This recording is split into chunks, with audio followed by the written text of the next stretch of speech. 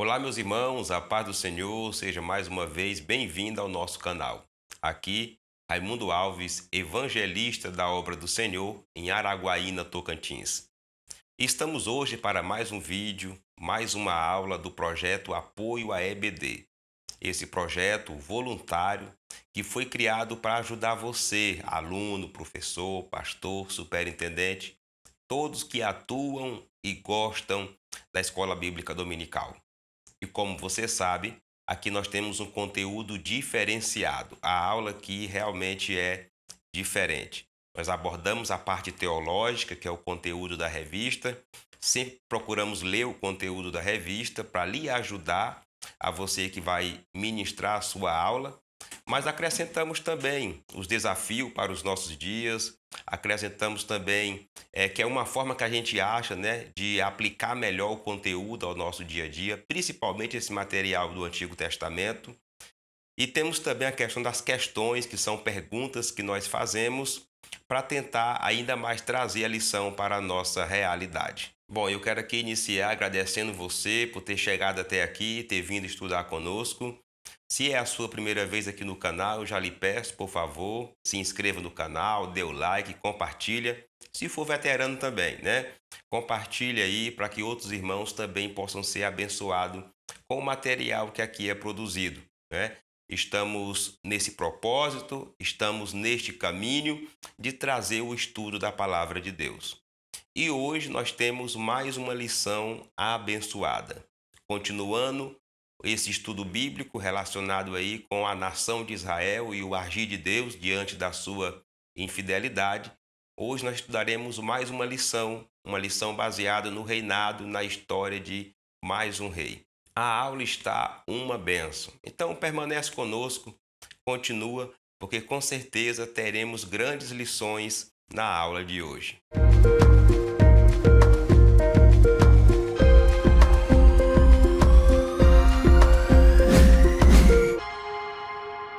Bom, irmãos, na aula de hoje nós iremos estudar sobre o reinado do rei Josias, não é? Hoje estudaremos a lição de número 12, que tem como tema o reinado de Josias.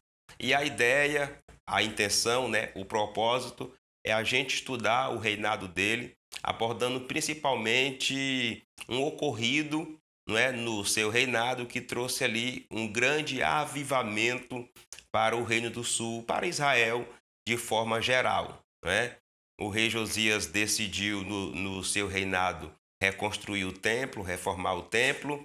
Daí foi encontrado o livro da lei do Senhor. Aí ele se arrependeu, celebrou a Páscoa, fez uma grande festa. Então, é sobre isso que nós iremos estudar na aula de hoje. Para nos ajudar a entender, o autor dividiu a aula em 3 partes. No primeiro tópico, Josias repara o templo. No segundo, a renovação do pacto com o Senhor. E por terceiro, a celebração da Páscoa. E é necessário, irmãos, a gente conhecer essa estrutura, né? Geralmente as lições têm 3 tópicos. E eles são divididos em subtópicos. Nessa lição aqui, o maior tópico é o primeiro. Ele tem 3 subtópicos. Os demais só tem 2 subtópicos. É bom a gente dar uma olhada, dar uma observada, porque é aí que a gente vai organizar a aula, organizar o tempo de cada tópico, que exemplos nós iremos usar. Então, aqui é uma visão panorâmica que a gente faz da lição. E nós já iremos iniciar a aula, meus irmãos. Iremos iniciar pela introdução. É nela que o autor faz as primeiras abordagens e, de certa forma, nos dá um norte de como que será a lição. Josias foi o último dos reis justos de Judá.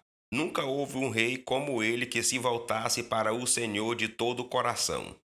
Este grande monarca e fiel homem de Deus expurgou o país de todas as falsas divindades ali colocadas por seus ancestrais. Ao saber que o livro da lei havia sido encontrado dentro do templo, iniciou em seu reino a maior e mais impactante renovação espiritual vista entre todas as tribos de Israel. Bom, meus irmãos, como já falamos aqui, na aula de hoje vamos estudar sobre o reinado do rei Josias. O rei Josias, meus irmãos, foi o 15º rei de Judá, o reino do sul, né? Aí na parte de baixo do mapa. Na lição anterior nós estudamos sobre o rei Ezequias. E o rei Josias é bisneto do rei Ezequias. O reinado do rei Josias se deu por volta do ano de 640 a 609 a.C. Na lição anterior nós estudamos, né, todo o trabalho feito pelo rei Ezequias. Passou-se 100 anos e agora estamos no reinado do rei Josias. O rei Josias é considerado o último rei crente, né, o último rei bom, o último rei de Judá que fez o que era reto aos olhos do Senhor. E na lição de hoje, nós iremos estudar que ele reformou o templo, encontrou o livro da lei, não é? O livro da lei foi encontrado pelos sacerdotes, e quando foi encontrado, depois foi passado para ele, ele leu, viu que a nação estava errada, promoveu ali uma reconciliação, promoveu ali uma nova aliança com Deus, e assim ele conseguiu provocar, conseguiu causar em Israel o maior avivamento espiritual que já viveu. Aí, aqui na introdução, nós acostumamos fazer logo algumas abordagens, levantar algumas questões, alguns questionamentos que podem estar ligados com a lição que a gente está estudando. Como demonstrar zelo com as coisas de Deus? Quais as características de um verdadeiro avivamento? O que a Páscoa judaica representa para os nossos dias? Que lições da tribo de Judá e do reinado de Josias podemos tirar para os nossos dias? Meus irmãos, estas e outras possíveis indagações serão respondidas na aula de hoje. Então continua conosco, já conhecemos aqui na introdução como que será, qual que será o assunto da nossa aula e como que será o andamento. E nós já iremos partir para o primeiro tópico da lição. E aqui no primeiro tópico, meus irmãos, nós já iremos conhecer a primeira atitude crente, a primeira atitude que agradou ao Senhor do reinado do rei Josias, que foi o reparo realizado no templo. Achei o livro da lei no templo do Senhor. Com seu desejo de realizar reparos na casa do Senhor, Josias ordenou a Safã e a outros assessores que fosse ao sumo sacerdote Ilquias e arrecadasse todos os possíveis recursos financeiros.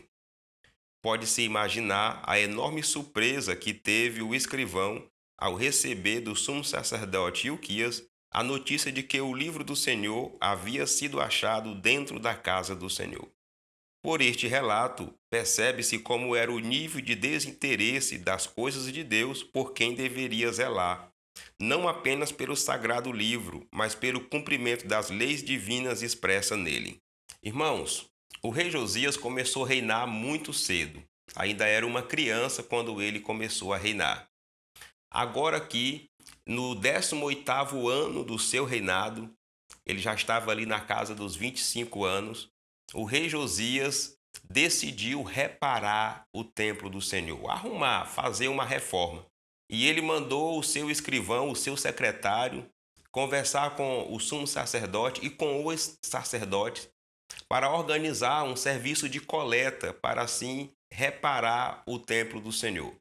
É bem parecido um pouco com as atitudes também do rei Joás, né? Que foi outro rei também que resolveu dar uma arrumada na casa do Senhor, no templo, ali no Antigo Testamento. E naquele momento, daquela reforma, o sacerdote, né, consegue encontrar o livro da lei. A maioria dos teólogos concorda que esse livro da lei se refere justamente aos escritos de Levítico, juntamente também com Deuteronômio, que faz ali o conjunto do que seria a lei do Senhor, né? Do que seria a Torá, mais especificamente a parte ali dos mandamentos, das ordenanças. O certo é que o sacerdote acha aquele livro, ele lê, aí passa para o escrivão, né, para o secretário, o secretário também lê e assim leva para o rei. Essa notícia é uma notícia muito boa. Achar o livro da lei na casa do Senhor é uma coisa muito boa. Mas o autor aqui também destaca uma questão negativa, presente aqui de forma indireta, não é? De forma subliminar nesse episódio, que é o desinteresse das pessoas, que o livro não era para estar perdido, meus irmãos. É bem verdade que estava no templo, mas ele estava perdido. Então houve ali um desinteresse, principalmente por parte dos sacerdotes, do sumo sacerdote, dos sacerdotes, dos levitas, daqueles que de alguma forma interagiam ali no templo, né? Interagiam ali na casa do Senhor. Então esse desinteresse é destacado aqui pelo autor e é cabível também, porque se o livro foi encontrado mediante uma reforma, com certeza ele não estava sendo cuidado, não estava sendo organizado da forma que merecia, da forma que tinha que ser. O rei rasgou suas vestes. Ao saber do conteúdo do livro, Safã levou de imediato ao rei Josias. O rei leu o livro tão avidamente e ficou tão pasmado diante da realidade de haver descumprido seu conteúdo, que não tardou em rasgar suas próprias vestes em sinal de profunda tristeza e consternação. Ao ser impactado pela mensagem do livro, Josias não se justificou em razão dos seus próprios pecados, como fazem os que não querem conformar suas vidas à vontade de Deus. O rei não culpou a ninguém, simplesmente se humilhou, rasgando suas vestes, demonstrando a piedade do seu coração. Bom, irmãos, aqui nesse subtópico nós temos aqui uns relatos da atitude do rei diante a descoberta do livro. Quando o rei pegou o livro, ele leu. E lendo, ele teve conhecimento dos mandamentos de Deus. Ele teve conhecimento das ordenanças de Deus. Observe que há uma determinação em Deuteronômio para que as verdades de Deus sejam passadas de pessoa para pessoa, de geração para geração. Mas não foi isso que ocorreu aqui, nessa caminhada aqui, nessa transferência de reinado em Judá. Judá foi guardada por Deus, protegido por Deus até agora, né? O reinado do norte já não existia mais, já tinha sido levado cativo, mas mesmo assim, a tribo de Judá havia perdido o livro, havia perdido o conhecimento, né, acerca de Deus. Até porque o avô de Josias é considerado um dos piores reis de Judá, que é o rei Manassés. Ele fez, além de muitas maldades, também muita idolatria. E quando um rei estava desviado, né, quando o rei fazia o que era mal aos olhos do Senhor, geralmente os ensinamentos de Deus eram abafados, né?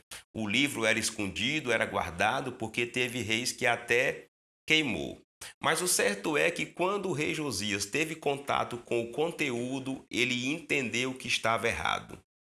Ele entendeu que ele, a casa real e a nação não estava fazendo o que era certo, o que estava no livro que era para ser feito. E o autor destaca aqui mais uma atitude boa de Josias, que ele não foi jogar culpa em ninguém, ele não foi jogar culpa no avô, não foi jogar culpa no pai, nem no sacerdote, não, ele puxou para si a responsabilidade e a culpa de não estar obedecendo ao Senhor. E uma das maneiras muito comum naquele tempo de uma pessoa se mostrar arrependido era rasgar as suas vestes, principalmente aqui na parte peitoral, né? Rasgava as vestes e às vezes se cobria de cinza, vestia panos, né? Saco de panos, para mostrar que estava arrependido. E Josias ficou muito mal, meus irmãos. Apesar que era rei, mas ele demonstrou muita humildade, muito arrependimento e principalmente reverência ao que estava escrito na lei do Senhor. Por ordem de Josias, o sumo sacerdote Ilquias e seus auxiliares foram consultar a profetisa Uda para saber se os pecados de Judá tinham atingido o nível do juízo divino. A profetisa confirmou que Jerusalém realmente seria destruída, mas que, por amor a Josias, isso aconteceria somente após a morte dele. Assim, Deus demonstrou que ouviu a oração do rei, embora a condenação de Judá estivesse sendo apenas adiada. Então, vamos seguindo aqui a sequência dos atos.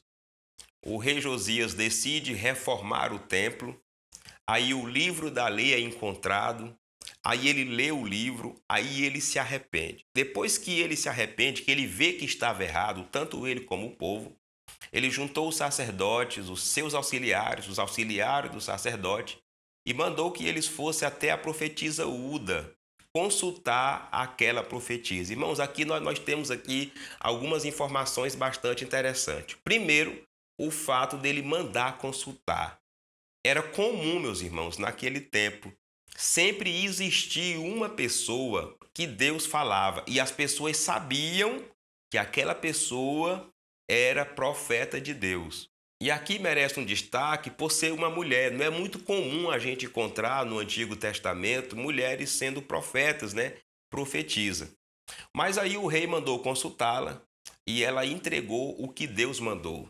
Irmãos, as palavras da profetisa Uda foi de Deus.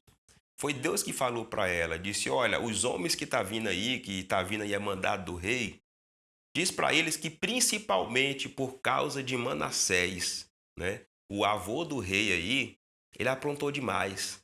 Ele me afrontou demais. As maldades que ele fez nessa terra, eu não posso voltar atrás. Eu preciso cumprir o que eu já falei na minha palavra. Então Judá vai ser entregue, né? A nação vai ser entregue, vai ser punida, porque precisa passar por isso para se converter.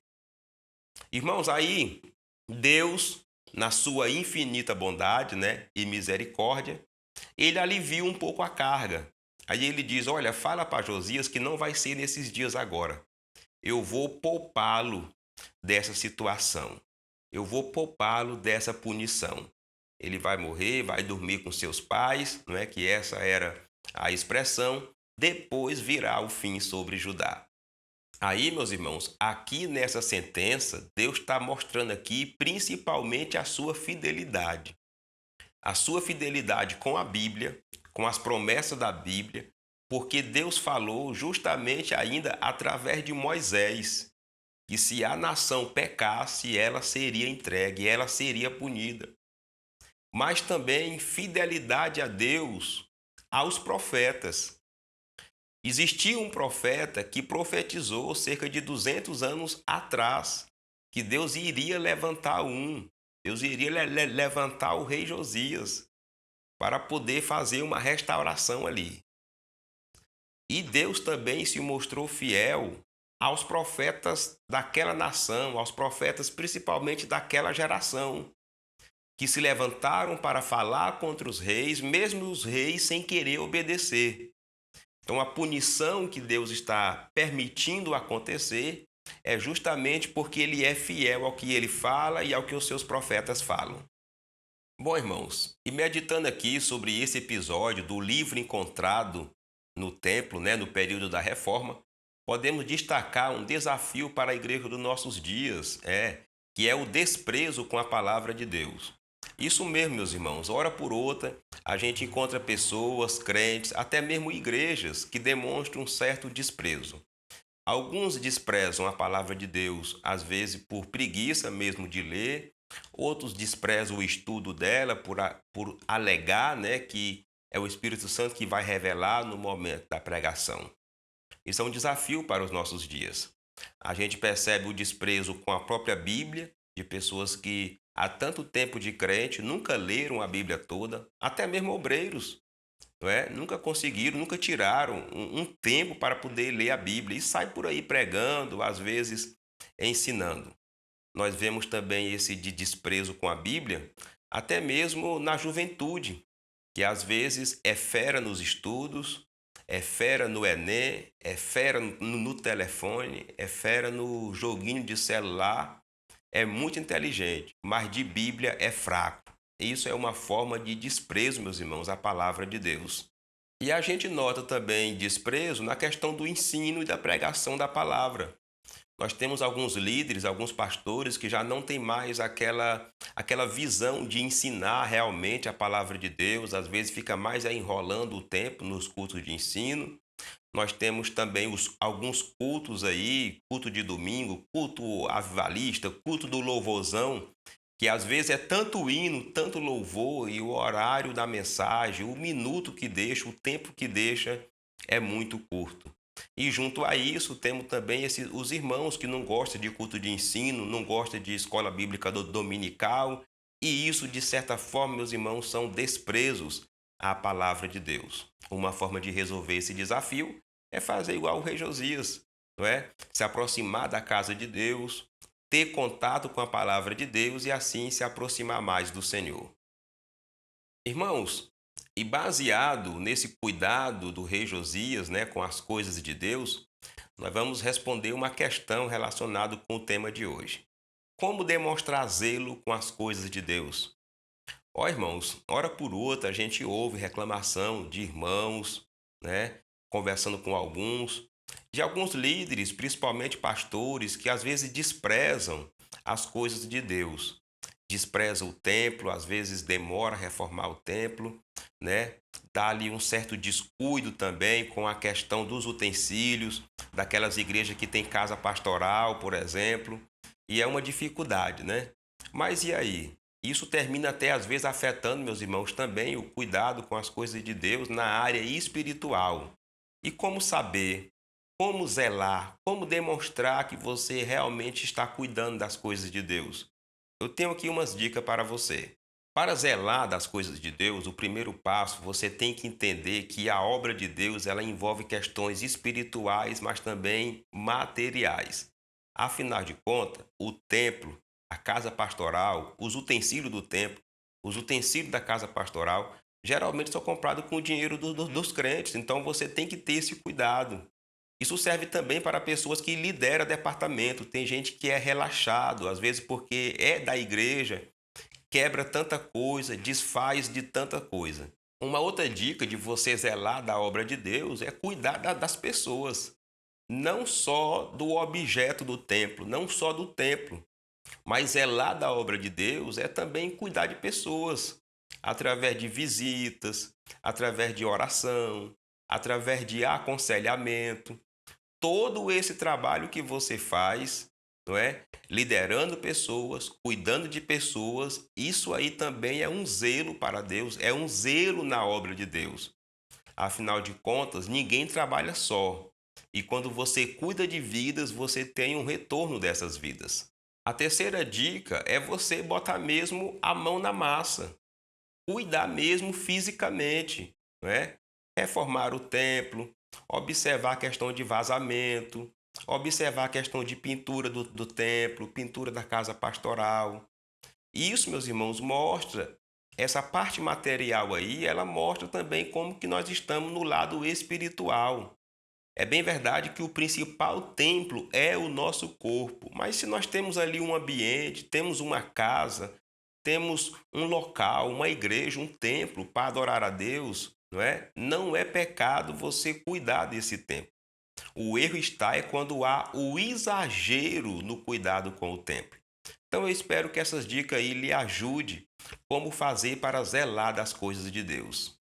Como dica pedagógica, faça aí um resumo dos livros da lei do Senhor. Pegue aí os principais tópicos e tente mostrar para a igreja mais ou menos o que foi que o rei Josias leu e assim promoveu aquele arrependimento e também o avivamento.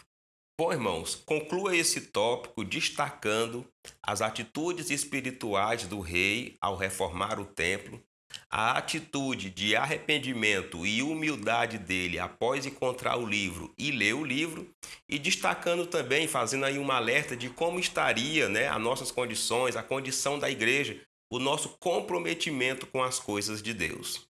Chegamos agora no segundo tópico e nele nós iremos estudar mais uma sequência dos fatos. Nesse tópico, nós iremos conhecer o que o rei Josias fez após os ocorridos desse primeiro tópico que acabamos de estudar. A leitura do livro diante do povo. Josias, como um líder zeloso pelo cumprimento da palavra de Deus, sabia que a reforma não teria êxito se todos não fossem envolvidos. Ele convocou as autoridades de Judá e de Jerusalém e todo o povo para se reunirem no templo e ouvirem a leitura da lei de Deus. Ouvindo a mensagem, o povo preparou o coração para uma nova aliança com o Senhor. O verdadeiro avivamento começa com a escuta da palavra de Deus. Quando a Bíblia passa a ser ouvida com seriedade, o coração é quebrantado, a nossa vida é avivada e o Espírito Santo faz morada. O avivamento por meio da palavra é duradouro. O rei Josias não ficou com a palavra de Deus só para ele. O rei Josias convocou todas as autoridades, inclusive de Judá e algumas que estavam habitando ainda no reinado do norte, no reinado de Israel. Convocou todo mundo, de mamano a caducano, do menor ao maior, do mais pobre ao mais rico. Convocou todos. Para quê? Para ouvir a leitura da palavra de Deus, a leitura do livro do Senhor. E o autor aqui destaca dizendo que após a leitura, o povo já estava com o coração brando, né? O povo estava já com o coração preparado para assim renovar a sua aliança com Deus. O primeiro efeito da leitura foi o rei se renovar com Deus. Mas aqui nós temos mais um efeito. Agora o povo estava renovando a sua aliança com Deus mediante a leitura da palavra. Aí, meus irmãos, o autor destaca aqui que o verdadeiro avivamento, ele começa pela palavra. Não existe avivamento sem leitura da palavra, sem conhecimento da vontade de Deus pela palavra. E ele destaca aqui algumas qualidades do que acontece com a gente, alguns dos efeitos desse avivamento pela palavra. Ele diz que o coração é aquebrantado, a nossa vida é avivada, o Espírito Santo faz morada em nós e esse avivamento pela palavra é um avivamento duradouro, ou seja, não é aquele avivamento fogo de palha. O avivamento provocado pela palavra é um avivamento que dura na nossa vida e dura também na vida da igreja. A destruição dos ídolos. No início de sua reforma, quando tinha completado 8 anos de reinado, o rei Josias reparou o templo, tirando todos os utensílios que tinham sido feitos para Baal. Além disso, ele expurgou as imundícias idolátricas de todas as cidades de Judá e só voltou a Jerusalém quando todo o trabalho de limpeza havia terminado. O coração de Josias fervia de amor pelo Deus de Abraão, tão ultrajado por seu povo. Irmãos, o próximo ato, depois da renovação da aliança com Deus, agora foi acabar, destruir, destroçar os lugares de idolatria. Meus irmãos, e quem foi destruir foi o próprio rei. Ele montou uma caravana e saiu ali quebrando com tudo, arrebentando com tudo. Ele começou logo destruindo o que havia no templo, porque o templo de Deus já estava profanado, já estava com imagem de adoração a Baal e a outros deuses, organizado e patrocinado principalmente pelo seu avô, o rei Manassés. Então ele já começou logo destruindo por ali o que tinha de errado. E assim ele foi saindo de Jerusalém afora. Os irmãos terem uma ideia, foi um renovo espiritual tão grande que conseguiu eliminar, meus irmãos, da tribo de Judá, pelo menos naquele reinado dele ali, naquele período dele ali, todos os locais de adoração. Inclusive aqueles locais de adoração que Jeroboão I tinha feito, tinha colocado um altar em Dan e o outro em Betel para o povo não descer para Jerusalém, para não adorar e assim não mudar o reinado. Você lembra disso? Ele estipou também feiticeiros, adivinhos, cartomante. Irmãos, tudo que havia ali no reinado dele que contrariava Deus, ele tirou. Inclusive organizou até a morte dos sacerdotes de Baal e outros que haviam ali, né? Sacerdote de Azerá. Ele destruiu também os altares aonde os filhos de Israel, inclusive se eu não estou enganado, o seu avô Manassés chegou até a colocar o seu filho, né? Passar o filho pelo fogo. Teve até um episódio interessante que ele topou lá uma ossada lá, topou um túmulo, na verdade, né? E aí ele perguntou de quem era aquele túmulo, porque ele estava arrebentando com tudo mesmo. Aí disseram, não, esse túmulo aqui é de um profeta anônimo, um profeta que veio e profetizou contra a casa de Acabe. inclusive profetizou sobre a sua vida, sobre a sua vinda. Aí ele disse: opa, então deixa esse profeta aí. Aí o autor, meus irmãos, encerra aqui esse subtópico falando sobre o coração de Josias, que ele tinha um coração crente de verdade, um coração que ardia por Deus, que era fervoroso com Deus. Meus irmãos, e talvez essa seja a principal lição que nós temos que tirar para as nossas vidas. As nossas ações só vão ter sucesso. Nós só teremos sucesso de verdade na nossa vida ministerial, na nossa vida de crente, se o nosso coração for voltado para Deus. Se não tivermos um coração derretido por Deus, aquebrantado para Deus e também por Deus, meus irmãos, as nossas ações serão só para poder maquiar, só para tentar maquiar o que é errado. Arrependimento de verdade, avivamento de verdade, passa por um coração contrito, passa por um coração realmente apaixonado por Deus. Bom, irmãos, e meditando aqui sobre esse verdadeiro avivamento provocado pelo rei Josias, podemos destacar um desafio para a igreja dos nossos dias, que é a questão dos falsos avivamentos. É verdade, no meio pentecostal esse termo é muito comum, ele é muito conhecido, não é? É muito falado. Geralmente o pessoal que costuma muito falar avivamento é um povo que é considerado o povo do manto. Mas tem muitos desse grupo aí que não vivem um verdadeiro avivamento. E eu vou destacar aqui algumas características que faz com que a gente perceba o falso do verdadeiro avivamento. Geralmente, quem está vivendo um falso avivamento, ele não é muito de cultuar a Deus na igreja dele. Ele vive de pula-pula aí, de movimento a movimento. E ele perde principalmente escola bíblica dominical e culto de ensino, porque na cabeça daquele crente, isso aí é perca de tempo. Esse negócio de estar ouvindo ensino, esse negócio aí não. O negócio é estar no monte, o negócio é estar no reteté, é estar no poder. Outra característica de quem vive um falso avivamento é rotular pregadores. Para essa turma aí, só é pregador de verdade, só é pregador avivado, aquele pregador que tem os jargões pentecostais, que tem os trejeitos pentecostais, né? Tem que dar ali umas 3 quebradas de asa, tem que chiar, né? Receba, receba. Se não chiar desse jeito, não é de Deus. Se não botar a mão na cabeça, não é de Deus. Geralmente, na cabeça dessas pessoas, os cultos normais são cultos frios. Culto avivado é culto que tem esses pregadores que pula, que salta, que fala bonito, não é?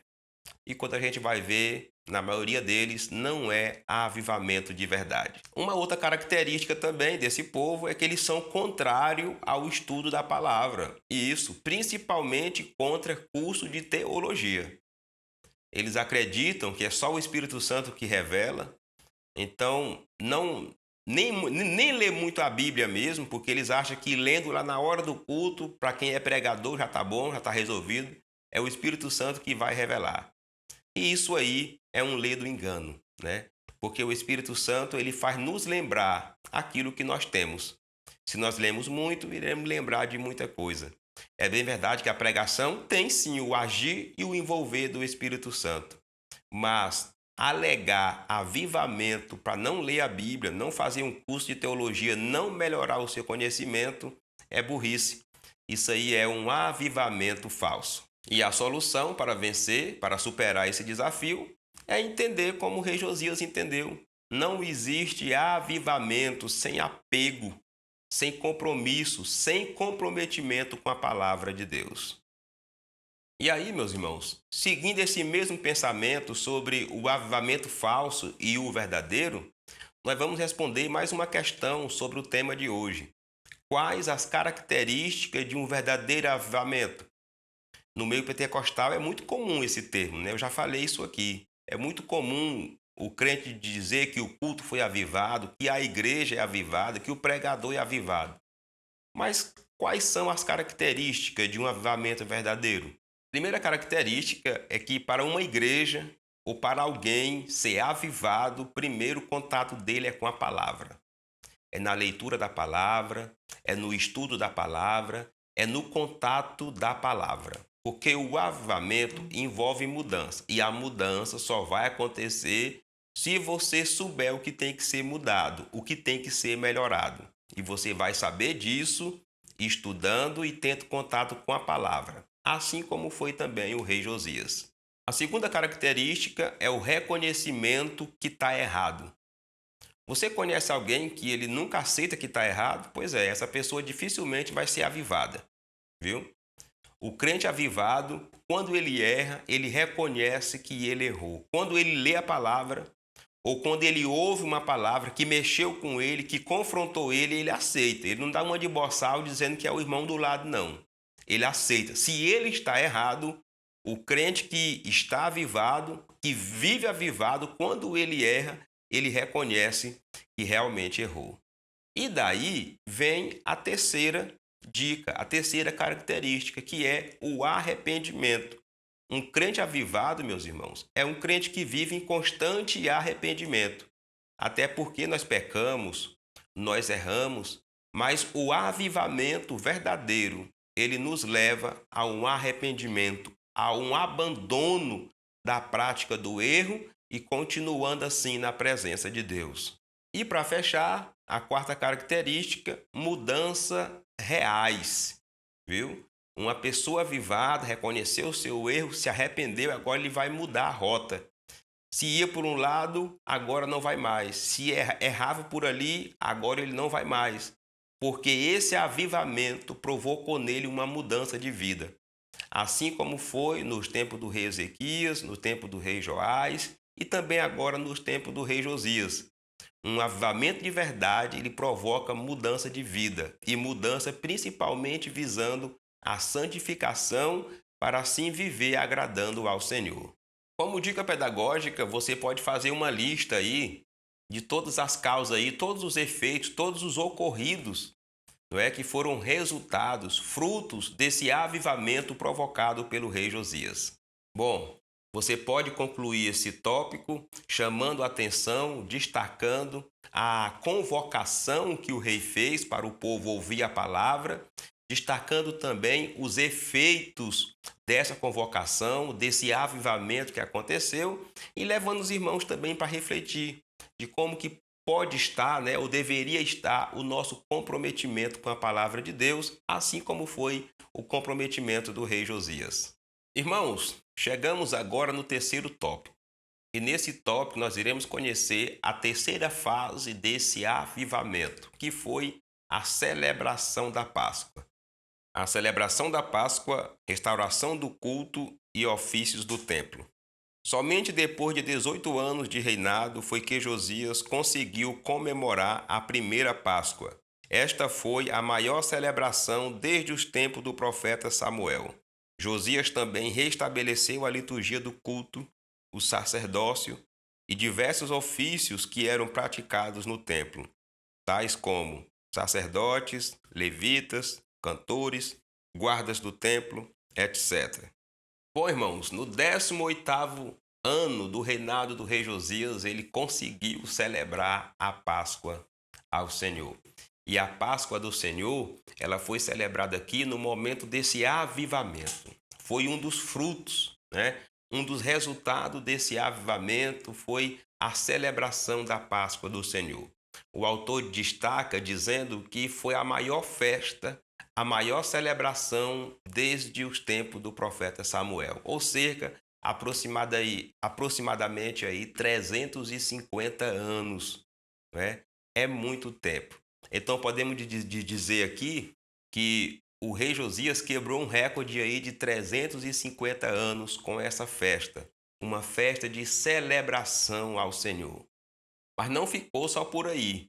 Ele trabalhou também, ele atuou também na restauração do templo, mas também na restauração do serviço do templo.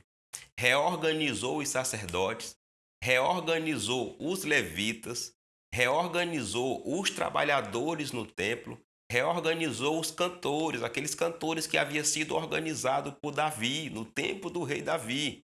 Ele reorganizou as famílias, reorganizou ali os grupos de canto. Observe, meus irmãos, o quanto que muda o cenário de uma igreja avivada, de uma nação avivada. Observe que as coisas voltam tudo para o normal, volta tudo para o que Deus já havia determinado. Não é? É maravilhoso, é confortante quando a gente está lendo as Escrituras e a gente encontra um episódio como esse. Chega a dar um alívio na alma de saber que um avivamento provocado por um rei trouxe tão bons efeitos, tão bons resultados para o povo de Deus. A maior Páscoa da monarquia. A Páscoa era uma das maiores festas do povo de Israel. Relembrava a proteção divina e o livramento da escravidão. Deveria ser sempre festejada, pois permitia ao povo recordar as obras que o Senhor realizara no passado. No entanto, devido ao pecado, o povo se esqueceu dos feitos e promessas de Deus. Após achar o livro da lei do Senhor, derrubar os altares a deuses pagãos e destituir os sacerdotes que realizavam tais abominações, Josias deu ordem para que o povo retornasse à celebração da Páscoa do Senhor. Ele realizou o maior festejo do seu tempo. Nunca houvera Páscoa tão fervorosa. Bom, irmãos, o que era a Páscoa? A Páscoa era uma festa de comemoração, mas também de relembrança, não é? De lembranças do que Deus tinha feito. Era um momento de relembrar os feitos do Senhor. Você lembra quando ocorreu a primeira Páscoa? A primeira Páscoa ocorreu, meus irmãos, na saída do Egito. Você lembra que tiveram que matar um cordeiro ali e comer ali com algumas coisas amargas ali e tal, para relembrar o tempo que estava como escravo no Egito, e o povo saiu sob mão forte naquela madrugada. E Deus ordenou que aquela festa fosse feita, fosse comemorada todo ano, para relembrar o que Deus havia feito. Meus irmãos, mas com tantos anos que se passaram, o povo largou de mão. O povo parou de fazer essas festas, principalmente porque grande parte dos reis foram reis desviados, reis que não queriam adorar a Deus. Irmãos, era um incutimento daqueles reis em adorar aqueles deuses ali da região, que realmente desprezavam muito as coisas de Deus. O rei Manassés, por exemplo, ele é considerado o pior rei na área da idolatria. A Bíblia chega a dizer que ele praticou atos tão insanos que foi pior do que as pessoas que moravam naquela região que Deus havia mandado o povo de Israel tirar. Ou seja, um rei, não é? Podemos dizer assim, crente, da nação de Israel, com práticas idólatras, demoníacas, mais graves, mais pesadas do que o próprio povo gentil. Tudo isso trouxe a esse momento, tanto tempo sem celebrar a Páscoa. Mas aqui, quando o rei Josias promoveu esse avivamento, reuniu o povo e mandou que celebrasse. E assim o povo teve ali aquele momento de relembrar as coisas que Deus havia feito, os livramentos do Senhor, as conquistas dos seus antepassados, as conquistas do povo de Israel saindo do Egito, caminhando pelo deserto e conquistando a terra prometida. Irmãos, e meditando aqui nesse último episódio aqui da celebração da Páscoa, que foi aqui a restauração de uma festa, de um costume que Israel tinha, nós vamos destacar um desafio para a igreja dos nossos dias, que é o desprezo aos bons costumes. Muitos irmãos que acreditam e defendem que o mundo evolui, né? O mundo melhora, o mundo não para, as coisas mudam, e defende também que a igreja muda. Só que isso tem trazido problema, porque nós temos abrido mão de muitos bons costumes. Quantos costumes bons a igreja não tinha no passado, que nos tornava mais crentes, mais avivados, mais espirituais? Quem não lembra como eram os cultos de ceia do Senhor no passado? Quem não lembra aí como eram as campanhas de oração na igreja? As campanhas de oração 5 horas da manhã, não é? As consagrações de mocidade, por exemplo, que havia no sábado pela manhã. As gincanas bíblicas que aconteciam. Meus irmãos, quantas coisas boas nós não estamos deixando para trás em nome da novidade, em nome de viver um novo tempo e muitas vezes estamos abrindo mãos de coisas boas, que era a marca da nossa igreja, que era a marca da nossa vida espiritual. Esse de desprezo aos bons costumes não é de graça, tem trazido prejuízo para a obra. Hoje nós temos uma igreja fria, nós temos muitos crentes frios, sem compromisso com Deus, sem querer ter compromisso com a obra de Deus, está preocupado com a faculdade, com a universidade, com o mestrado, com o doutorado, está preocupado em enricar, não é?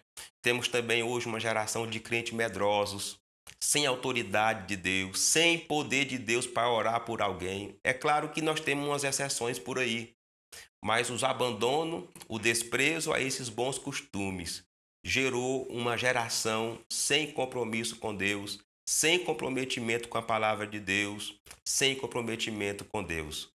E quem sofre hoje muitas vezes são os pastores, que às vezes sofrem até para poder organizar a liderança da igreja, para alguém trabalhar, liderar um departamento. Mas isso é um resultado de bons costumes que nós fomos largando, nós fomos deixando para trás e hoje nós estamos aí vivendo e colhendo esses frutos.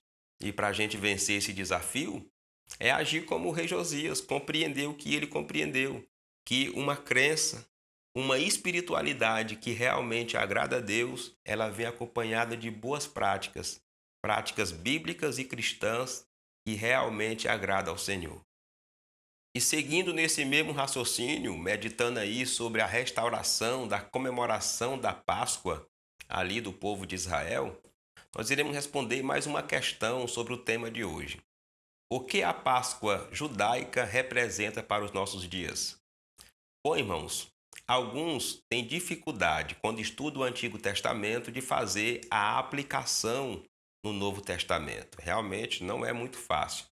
Nós temos muitas heresias por aí devido a esse erro, né? A aplicação incorreta do antigo no novo. Mas eu tenho aqui algumas dicas para nos ajudar a entender o que a Páscoa dos judeus representa para a igreja, representa para os nossos dias. Bom, a primeira coisa que precisamos entender, meus irmãos, é que a Páscoa judaica ela aponta para Jesus. Principalmente baseado naquele texto que João disse, né? Eis o Cordeiro de Deus que tira ou carrega o pecado do mundo. Então Jesus morreu como um Cordeiro de Deus. Como o profeta Isaías diz, né? Como uma ovelha muda, ele não abriu a sua boca. Então aquele Cordeiro que morreu no dia da saída do povo do Egito, que o sangue foi passado ali nos umbrais das portas, apontava para Jesus. E um outro entendimento que temos que ter, meus irmãos, é que no cristianismo, o ato simbólico, né, o ritual da Páscoa agora é a ceia do Senhor. É aquela ceia que Jesus fez, que ele mandou a gente repetir ela, até que ele venha, não é? É o partir do pão, é o servir o vinho. E a Bíblia diz que nós temos que relembrar a morte do Senhor, até que ele venha, até porque foi na morte dele que foi conquistada a nossa vitória. Então, assim como a Páscoa judaica relembrava, né, a libertação do povo do Egito, a ceia do Senhor nos leva a relembrar a morte de Jesus e assim ter a certeza da nossa salvação. Como Israel foi resgatado do Egito, nós também fomos resgatados, comprados e pagos pelo sangue de Jesus. Estamos só aguardando a redenção para assim herdar a Nova Jerusalém e ter a vida eterna com Deus. Como dica pedagógica, faça aí uma lista dos objetos, dos ingredientes, do que envolvia a Páscoa judaica. Isso vai ajudar os irmãos a entender o quanto ela era importante para a nação de Israel. Bom, e você pode concluir o raciocínio nesse tópico, abordando sobre a importância da Páscoa para os israelitas, o papel, né, da Páscoa hoje para a igreja, e fechando aí o pensamento, né, conversando com os irmãos de como estaria ou como está o nosso comprometimento hoje com as ordenanças de Deus para a igreja. Olha só, irmãos, já chegamos no final da nossa lição, é isso mesmo. Já chegamos na conclusão e é nela que nós iremos conhecer como que o autor fez o fechamento, né? como que ele fechou o pensamento, o raciocínio nesse assunto tão importante sobre o reinado do rei Josias. Josias fez uma limpeza geral em Israel, eliminando todas as formas de idolatria instituída pelos reis que o antecederam, inclusive o rei Salomão. Este grande monarca e figura do Messias foi a promessa de Deus sobre Judá, de que o paganismo não prevaleceria sobre seus reis, mas que a raiz de Jessé voltaria a brotar. A primeira abordagem, meus irmãos, do pastor aqui é dizendo que Josias fez uma limpeza geral. E isso é verdade. A limpeza realmente foi grande. Inclusive, meus irmãos, o rei Josias destruiu até uns altares lá, uns locais de adoração idólatra que havia sido feita, patrocinada pelo rei Salomão. E o que nós aprendemos com isso, meus irmãos, é que o rei Josias cumpriu com seu papel de líder, seu papel de rei, de chefe da nação, levando ele mesmo a monarquia e também todo o povo a se libertar da idolatria e assim adorar a Deus.